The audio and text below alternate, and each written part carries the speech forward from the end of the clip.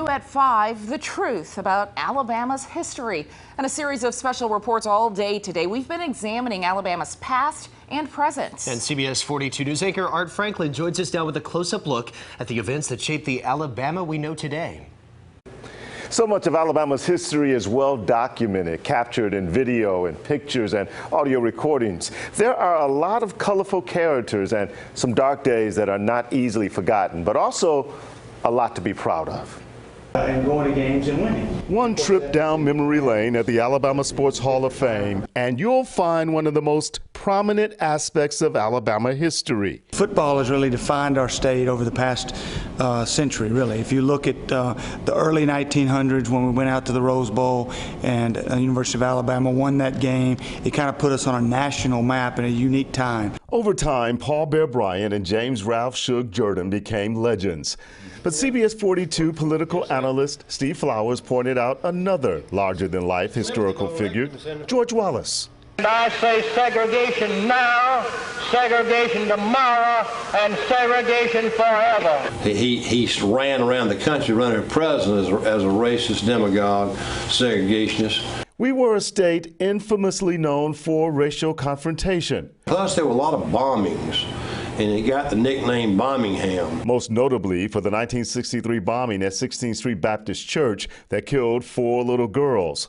Out of Alabama's civil rights grew legends such as Rosa Parks, Dr. Martin Luther King Jr., and legendary accounts of the celebrated Tuskegee Airmen, famed studios and muscle shows, Birmingham's Tuxedo Junction, and Mobile, the true birthplace of Mardi Gras, truths people elsewhere don't hear about often. I think they get bits and pieces, and they probably don't know the full truth. There's no mistaking Alabama was a top producer of steel.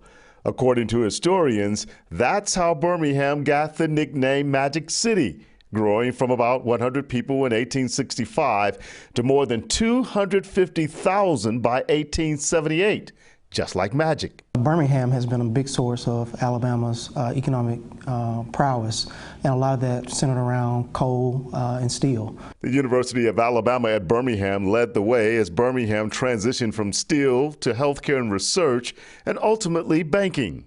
We had a huge banking industry. Several of the large banking institutions had their headquarters here, but because of merger and acquisition activity in the 90s and the 2000s, we're really down to one Fortune 500 bank, and that's Regions Bank.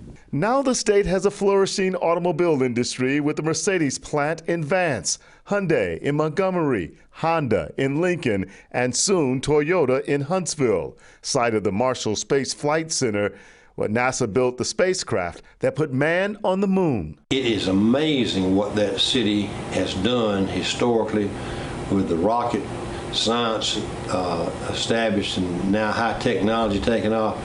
As you know, it is forecast to be the major metropolitan economic engine of Alabama. Economists say Birmingham's economy is growing as well, with the UAB once again at the forefront. Through our partnership with Southern Research, as well as our partnerships with the Innovation Depot, we're really trying to then evolve our economy into one that's mostly based on tech as well as biotech. So much of what people think about Alabama is our past. What's the truth about Alabama today?